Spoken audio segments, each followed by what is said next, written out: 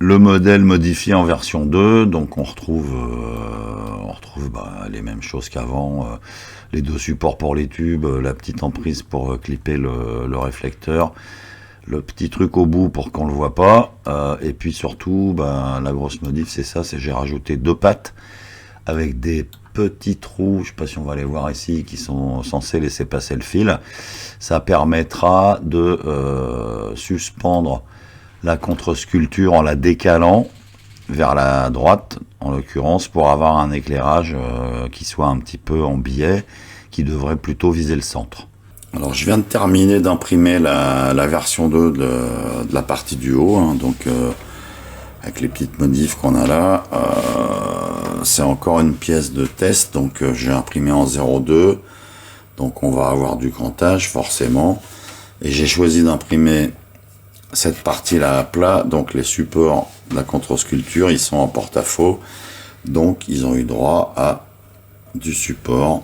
Avant de le décoller de la plaque, hein, je vais laisser refroidir un petit peu, puisque le plateau est chauffant, donc là il doit être encore il est à 30 degrés ou un truc comme ça, donc je vais attendre qu'il refroidisse avant de le décoller, parce que si on se précipite juste après l'impression, quand le plateau est à 60, en fait la pièce est un petit peu plus flexible, un peu plus molle, et elle peut se déformer. J'ai choisi de l'imprimer avec cette face-là à plat.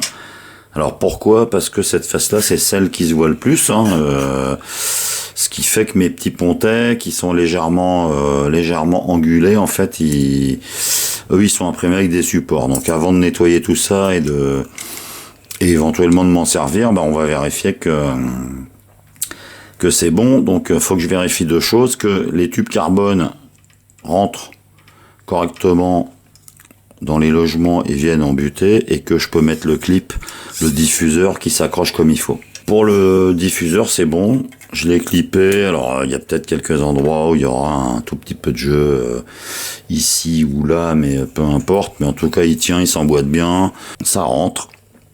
C'est un petit peu serré, on va dire, mais je peux l'emboîter jusqu'à ce qu'il touche le fond de la portée, donc ça c'est pas mal. J'ai même un peu de mal à le sortir. De l'autre côté, ça rentre aussi, ça vient en butée comme il faut, donc ça c'est validé aussi. Avant de passer beaucoup de temps sur cette pièce, il me reste un dernier contrôle à faire. Les câbles d'alimentation de la LED, ils arrivent ici, c'est creux, et il faut que je vérifie que je puisse les pousser, les sortir et les faire venir sur cette partie-là. Un petit truc tout con, hein, c'est simplement penser à regarder avant la LED pour voir de quel côté est le plus, de quel côté est le moins, tout simplement pour pas avoir de croisement de câbles. J'ai modélisé, là on le voit à peine, un trou comme ça et un autre comme ça, et un autre comme ça de l'autre côté. Si ma mémoire est bonne, de 4 dixièmes de millimètre. Donc 4 dixièmes, c'est évidemment là, après l'impression, ils sont bouchés. C'est-à-dire que si je présente une épingle à un endroit où ça devrait aller, ça rentre pas. Donc ce que je vais faire, j'ai pas de forêt de 4 dixièmes. Le plus petit que j'ai, il fait 0,8.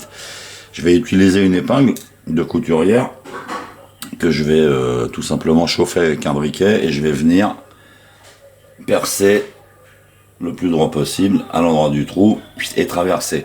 Évidemment, le truc de l'aiguille chaude pour faire les trous, ça n'a jamais marché. Donc l'aiguille s'est retrouvée plantée à mi-chemin, quoi. J'ai eu un mal fou à la sortir, l'épingle. Donc du coup, j'ai fait un trou avec le forêt que j'avais, le plus petit, 0,8. Donc on a l'éclairage qui n'est plus directement par au-dessus, mais légèrement incliné pour éclairer plutôt la face avant. Un truc plus fin en haut, donc là j'ai mis, alors ça c'est du fil de couturière, hein. Évidemment il faut un nylon, mais c'est mieux, mais il y a des trucs qui vont pas.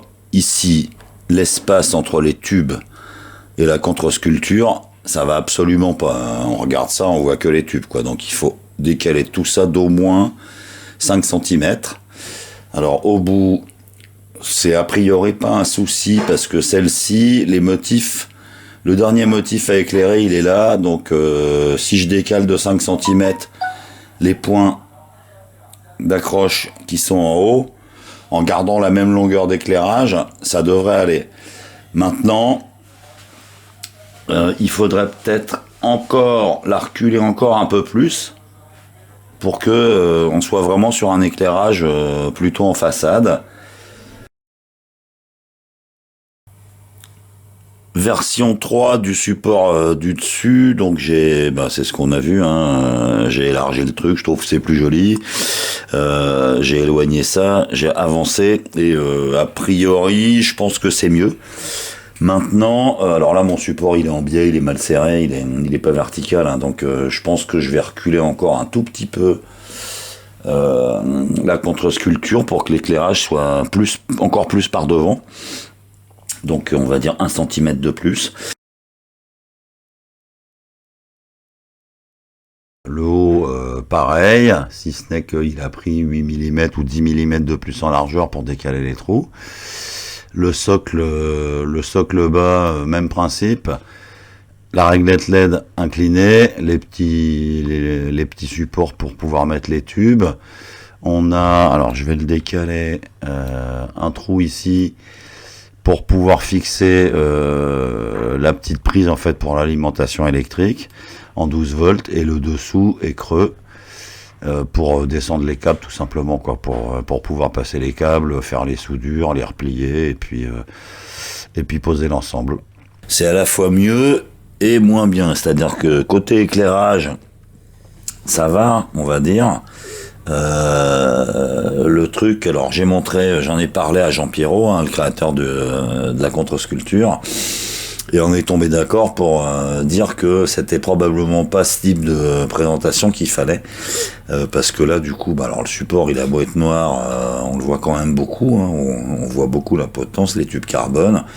Donc ce qu'on s'est dit, c'est que ça serait peut-être pas mal de réfléchir à un cadre, une boîte en fait, assez large, avec la pièce centrée au milieu, plutôt transparente, style plexiglas ou très clair, acrylique blanc ou on sait pas encore, avec le même système d'éclairage en biais, mais nettement plus profond, c'est-à-dire que moi je pense qu'il faudrait au moins 10, peut-être 15 cm pour que l'éclairage puisse arriver vraiment en face avant, en bas, en haut et peut-être sur les côtés, gauche et droite, avec un profil le plus fin possible pour qu'on puisse caser les LED, le câblage, la prise électrique, sans que ça saute aux yeux en fait, même quand c'est éteint. Donc voilà, donc c'est un demi-échec ou demi-succès, comme on veut. Alors celui-là je vais le terminer en attendant, je vais souder les câbles à la petite prise qui est derrière et je le poserai dans mon salon, en changeant ça évidemment par des fils nylon. Et puis je vais réfléchir à autre chose, quoi, une autre présentation qui sera un petit peu mieux que ça.